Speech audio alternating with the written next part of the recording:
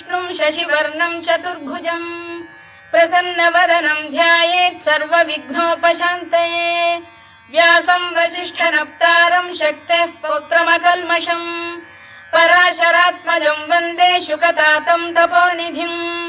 व्यासाय विष्णुरूपाय व्यासरूपाय विष्णवे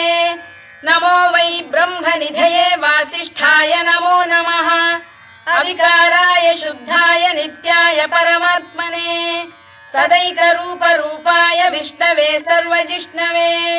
यस्य स्मरणमात्रेण जन्म संसारबन्धनात्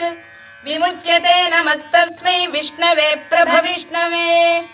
ॐ नमो विष्णवे प्रभविष्णवे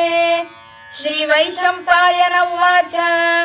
श्रुत्वा धर्मानशेषेण पावनानि च सर्वशः युधिष्ठिरः शान्तनवं पुनरेव